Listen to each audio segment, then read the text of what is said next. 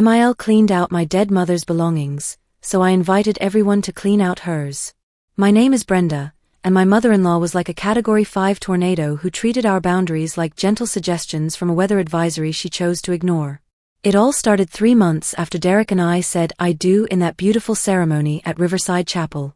I should have known something was wrong when Vivian insisted on having an emergency key just in case.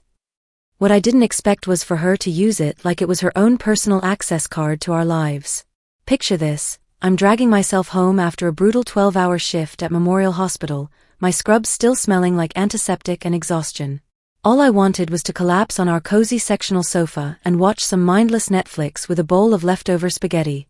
Instead, I walked into our living room to find our furniture completely rearranged like some demented episode of Extreme Home Makeover. Our chocolate brown sectional was facing the wall. The wall, people. Who does that? Our wedding photos from Sunset Gardens, those beautiful shots of Derek and me dancing under the string lights, had vanished, replaced by framed pictures of just Vivian and her precious son. It was like I'd been digitally erased from my own marriage. But the real kicker? I found Hurricane Vivian in my kitchen, cheerfully tossing my Sunday meal prep containers into the trash while humming Sweet Caroline, like she was doing me some enormous favor. "What are you doing?" I asked, my voice barely above a whisper because I was genuinely confused. She turned around with that patronizing smile that would haunt my nightmares. "Oh honey, my Derek needs proper home-cooked nutrition, not these lazy pre-made meals. A wife should cook fresh food for her husband every single day."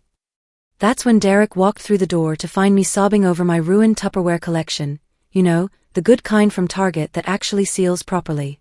When I explained what happened, expecting support, maybe some righteous anger on my behalf, he just shrugged. "Mom's just trying to help, Brenda. You should be more understanding. She raised me right, didn't she?" I stared at my husband like he'd just announced he was joining a circus. Understanding? I'd been violated in my own home, and he wanted me to be understanding? But that was just the beginning. Vivian had bigger plans for fixing what she saw as my obvious inadequacies as a wife. 2 months later, I learned that my mother-in-law's definition of helping involved public humiliation on a scale that would make reality TV producers weep with joy. I came home from another exhausting shift, this time dealing with a 3-car pileup on Interstate 40, expecting nothing more than leftover pizza and maybe a hot bath. Instead, I opened my front door to find 20 of Derek's relatives crammed into my living room like some twisted family reunion nobody told me about. There was Aunt Dorothy with her perpetual disapproving frown, Cousin Billy holding a beer he'd obviously grabbed from my fridge, and Uncle Pete manspreading on my recliner like he owned the place. But the real showstopper was the projection screen Vivian had somehow managed to set up in the corner. "Surprise!"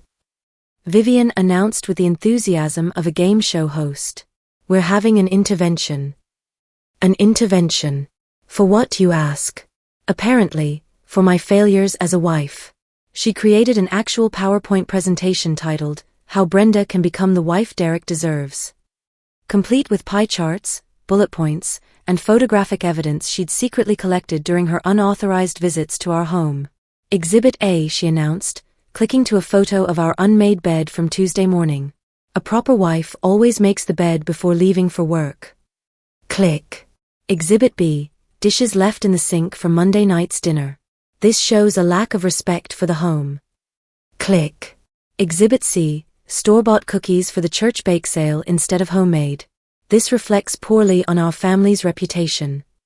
I was made to sit in the center of the room like I was on trial for crimes against domesticity. For 45 minutes, relatives took turns offering advice about submission, proper housekeeping schedules, and how a good Christian wife should prioritize her husband's needs above her own career.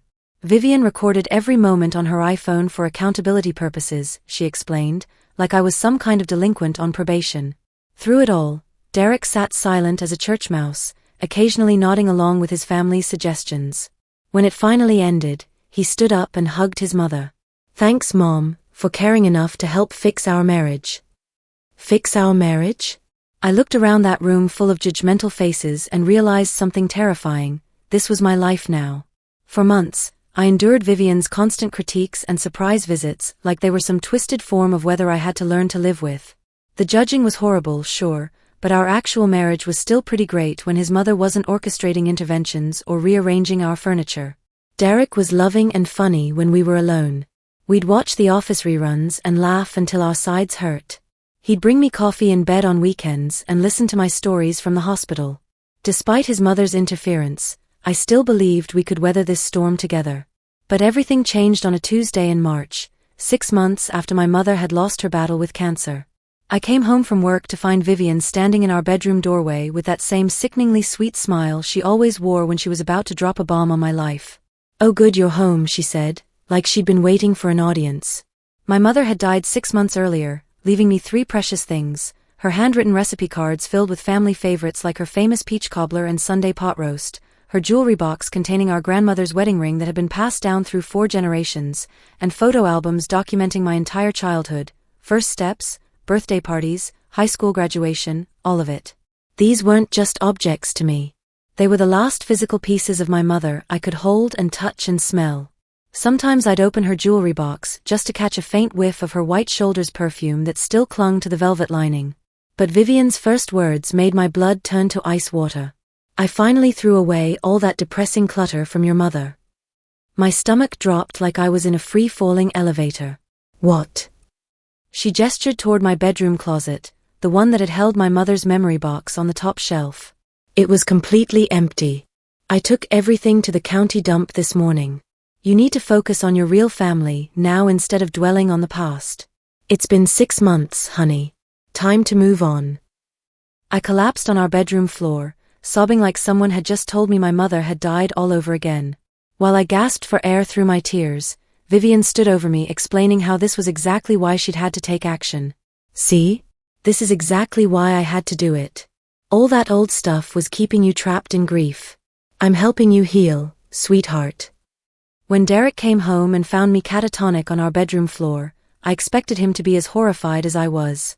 Instead, he took his mother's side again. "She's right, Brenda. You've been holding on to the past too long. Mom was just trying to help you move forward." That night, while Derek slept on the couch in protest of what he called my overreaction, I sat alone in our bedroom, my eyes burning and my throat raw from crying. That's when I noticed Vivian's purse sitting on my dresser. She'd forgotten it in her hurry to escape my dramatic breakdown. With shaking hands, I opened it, hoping for, I don't know what, an apology note? Some sign of remorse? Instead, I found her day planner, and my heart stopped cold. Next week was blocked off in her neat handwriting: Bahamas cruise 5 days. Suddenly, through my grief and rage, a plan began forming in my mind. She wanted to help me declutter? Maybe it was time I returned the favor. Vivian wanted to help me declutter my life of sentimental attachments. As I stared at her cruise itinerary, I realized she'd given me the perfect opportunity to help her do the same. I spent the next 2 days in a fog of grief and fury, going through the motions at work while my mind raced with possibilities. Every time I thought about my mother's recipe cards in some landfill, mixing with actual garbage, I felt sick. But every time I remembered Vivian's self-righteous smile as she explained how she was helping me heal, that sickness transformed into something much more dangerous: determination. On Thursday morning, I called in sick to work, the first time I'd ever used a personal day for anything other than an actual illness.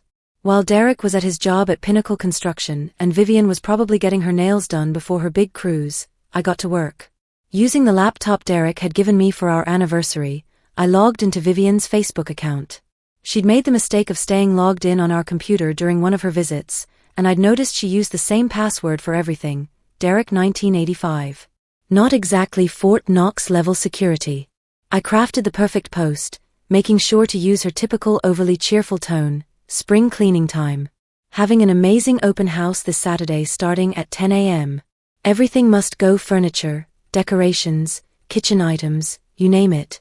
First come, first served, and everything is completely free. Come help me declutter my life. Address: 847 Maple Grove Drive, Willowbrook. See you there. 2 hearts. But Facebook was just the beginning. I posted the same ad on Craigslist, Facebook Marketplace, Nextdoor, and every other platform I could think of. I even found some local garage sale groups and shared it there too. To make it more convincing, I included photos I'd sneakily taken during past family dinners, shots of her pristine dining room with that antique table she'd inherited from her grandmother, her living room with a Persian rug she was always bragging about, and her kitchen with a complete set of Waterford crystal she only brought out for special occasions. Friday morning, Vivian left for the airport in Derek's truck, waving goodbye like the Queen departing for her royal vacation. Derek had offered to drive her, but she'd insisted she preferred to take his vehicle and leave hers parked at our house for security reasons. How thoughtful of her to make my plan even easier. That afternoon, I used Derek's emergency key to her house, the one she'd insisted we have just in case, and spent an hour making sure everything was perfect for Saturday's event. Her house was immaculate as always. The antique dining table she'd inherited gleamed under the chandelier. Her collection of Hummel figurines sat arranged just so on their display shelves. Family photos covered every surface, documenting decades of birthday parties, graduations, and holidays. As I walked through her perfectly organized home, I almost felt a twinge of guilt. Almost. Then I remembered the sound of my mother's jewelry box lid closing for the last time, and that guilt evaporated like morning mist. Saturday morning, I arrived at 847 Maple Grove Drive at 9:30 a.m., parking across the street like any concerned neighbor might. I dressed in my most official-looking outfit, black slacks, white blouse, clipboard in hand, and positioned myself near the front door. By 9:45, cars were already lining up on Maple Grove Drive. At exactly 10 a.m., I propped open Vivian's front door and stepped aside like a security guard managing crowd control at a Black Friday sale. The response was immediate and overwhelming. Within minutes, people swarmed the house with empty boxes, shopping bags, and the kind of determined enthusiasm usually reserved for clearance sales at Target. "Excuse me," a young mother with 2 toddlers in tow asked me, "is this really all free?" I gestured toward the house with my clipboard, playing the part of an official-looking helper. "That's what the ad says. First come, first served." A retired couple made a beeline for the antique dining room set, that gorgeous mahogany table and 6 matching chairs that Vivian had inherited from her grandmother and loved to tell everyone about. They were surprisingly efficient, working together like a NASCAR pit crew to dismantle and load each piece into their pickup truck. In the living room, a college student was carefully rolling up the Persian rugs Vivian had brought back from her trip to Iran 20 years ago. She'd always made sure to mention they were authentic and priceless family heirlooms whenever anyone complimented them. The kitchen turned into a treasure hunt. A middle-aged woman was wrapping the Waterford crystal in dish towels while her husband loaded the complete set of Fiesta-ware dishes, the cheerful multicolored ones Vivian only used for special occasions. Someone even figured out how to dismantle the bedroom set upstairs. I could hear the enthusiastic conversation floating down. "This is solid oak. Look at this craftsmanship. My daughter's going to love this for her first apartment." The most impressive operation was happening in the living room, where a family had organized themselves like a moving company to transport Vivian's prized china cabinet. The father was carefully removing each shelf while his teenagers wrapped the glass doors in moving blankets they'd brought from home. "This is incredible," I heard one woman tell her friend. "I've been looking for a china cabinet exactly like this for months. I can't believe she's just giving it away." I stood there with my clipboard, nodding and directing traffic like some kind of volunteer coordinator, watching decades of Vivian's carefully curated life get redistributed throughout the greater Willowbrook area. The Hummel figurine collection went to an elderly gentleman who kept muttering about how his late wife had always wanted to start collecting them. The family photos got sorted through by various people, some kept as vintage frames, others respectfully left in a neat pile for anyone who might want them. By noon, the house looked like a hurricane had swept through it, which, considering Vivian's own hurricane-like tendencies, seemed poetically appropriate. Empty rooms echoed with the voices of the last few visitors, still finding odds and ends to claim. A neighbor from down the street poked his head in just as things were winding down. "Hey, is this Margaret's place? My wife grabbed one of her table lamps earlier. Tell her thanks, we've been needing a good reading lamp for months." I smiled and made a note on my clipboard. "I'll be sure to pass that along." By 3 p.m., the house was completely empty except for the built-in fixtures and a few items people had deemed too worn or outdated to bother with. I did one final walkthrough, making sure no one had left anything behind, then locked the door and slipped the key through the mail slot. As I drove home, I felt something I hadn't experienced since my mother died, a sense of completion. Not satisfaction exactly, but a feeling that the universe had finally balanced itself out.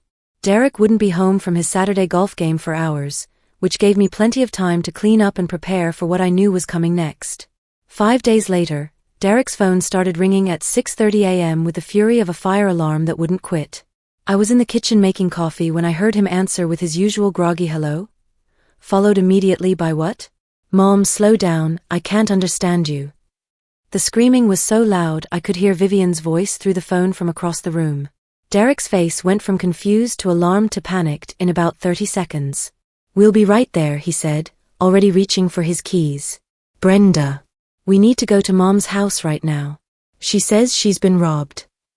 The drive to Willowbrook took 20 minutes, during which Derek kept muttering things like, I can't believe this happened, and who would rob an elderly woman?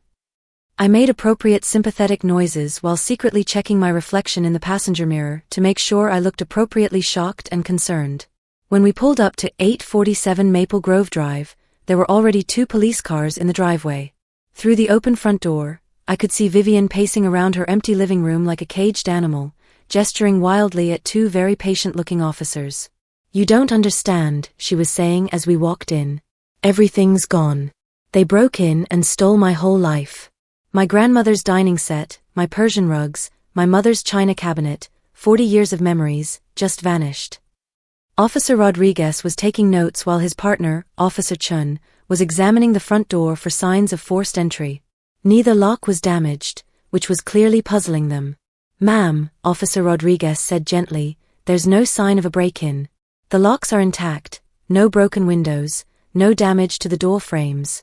Do you have any idea how someone might have gained access to your home? That's when Harold from next door chose the perfect moment to poke his head through the front door. Oh hey Margaret. That open house was absolutely crazy. My wife Helen grabbed one of your table lamps. She's been wanting a good reading lamp for ages. Thanks again for posting about it on Facebook. The temperature in the room dropped about 20 degrees. Vivian went completely rigid, her face cycling through confusion, realization, and horror in rapid succession. What open house? She whispered. Harold looked genuinely puzzled, then pulled out his phone and started scrolling through Facebook. The one you posted about last Saturday. Here, let me show you. He held up his phone, and there it was, clear as day on Vivian's own Facebook profile, the post I'd written in her cheerful emoji-filled style, complete with photos of her house and the promise that everything was free for the taking. Officer Rodriguez read the post aloud, his tone shifting from sympathetic to skeptical. Spring cleaning time. Having an amazing open house this Saturday starting at 10 a.m. Everything must go. First come, first served, and everything is completely free. He looked up at Vivian with the expression of someone who just realized they'd been wasting their time. Ma'am, is this some kind of insurance scam? Why did you call us about a robbery when you clearly advertised a free giveaway? I didn't post that. Vivian stammered, her voice rising to a pitch that probably had dogs howling 3 blocks away. I would never give away my things. I was on a cruise. I was in the Bahamas. But even as she protested, I could see the moment when the full horror of the situation hit her. Someone had used her own account, her own words, her own photos to invite strangers into her home to take everything she owned. Her breathing started coming in short, shallow gasps. She clutched her chest, looked around the empty room where her life used to be displayed, and dropped to her knees like someone had cut her strings. I can't breathe. She wheezed, then pitched forward onto the hardwood floor. The paramedics arrived within minutes and diagnosed her with a severe panic attack. As they loaded her onto a stretcher, she kept mumbling about her grandmother's table and her mother's china cabinet. Derek rode with her to the hospital, leaving me to give my statement to the police about this terrible, mysterious cybercrime that had befallen our family. 3 months later, I sat in the gallery of the Jefferson County Courthouse, watching Vivian's lawyer make his closing argument in what the local newspaper had dubbed the Facebook freebie fiasco. She tried suing everyone she could think of, Facebook, Craigslist, the people who'd taken her belongings, even Derek and me for failing to protect her property while she was out of town. Her lawyer was passionate, I'll give him that, but passion can't overcome the simple fact that everything had been legally given away according to a post from her own verified social media account. Your Honor, her lawyer pleaded, my client clearly didn't post that advertisement. She was victimized by an unknown cybercriminal who gained access to her accounts and used them to orchestrate this elaborate theft. The judge, a no-nonsense woman in her 60s named Judge Patricia Williamson, looked thoroughly unimpressed. Counselor, Your client's own security settings show that the post was made from her personal computer, using her saved passwords, from her home internet connection. The investigation found no evidence of hacking, no signs of forced entry into her accounts, and no digital fingerprints from any outside party. She shuffled through the papers in front of her. Furthermore, the people who responded to this advertisement acted in good faith, believing they were participating in a legitimate giveaway. They have receipts, photos, and witnesses proving they took items that were explicitly offered for free. Vivian sat at the plaintiff's table, looking like she'd aged 10 years in 3 months. The stress had taken its toll, her usually perfect hair was streaked with gray, and she developed a nervous habit of wringing her hands that made me almost feel sorry for her. Almost. But Your Honor, her lawyer tried one more time, the value of the items taken exceeds $40,000. Surely there must be some recourse. Counselor, Judge Williamson interrupted, your client posted, and I quote, everything must go. Everything is completely free. She included photos of her valuable items and explicitly invited people to come take them. The law cannot protect people from the consequences of their own clearly stated intentions, regardless of whether they claim to remember making those statements. The gavel came down with a sound like thunder. Case dismissed. As people filed out of the courtroom, Derek caught up with me in the hallway. Our marriage hadn't survived the aftermath of what the police report officially classified as an unfortunate social media incident. He'd moved back in with his mother to help her through her crisis, and I'd filed for divorce 2 weeks later. I know it was you, he said quietly, not angry exactly, but resigned. I looked him straight in the eye. Your mother threw away the last pieces of my dead mother like they were garbage, Derek. She violated the most sacred memories I had left, and you defended her. What did you think was going to happen? He was quiet for a long moment, then nodded slowly. I guess I thought you'd just get over it eventually. I did get over it, I said, hefting my purse higher on my shoulder. Just not the way your mother expected. 6 months later, I got a new job at Atlanta General Hospital and moved into a cozy apartment downtown. Derek sent the divorce papers back signed without contesting anything. Vivian ended up moving to a senior living community in Florida, close to her sister Dorothy. Sometimes I wonder if she ever figured out exactly how I'd managed to access her accounts and orchestrate her comeuppance. But then I remember the sound of my mother's jewelry box closing for the last time, and I realize I don't really care what she knows. Some people call it revenge. I call it helping her declutter her life of material attachments, just like she'd helped me. After all, as she'd said herself that terrible day in my bedroom, sometimes you have to focus on what really matters instead of dwelling on things from the past. The only difference was, I let her learn that lesson the hard way.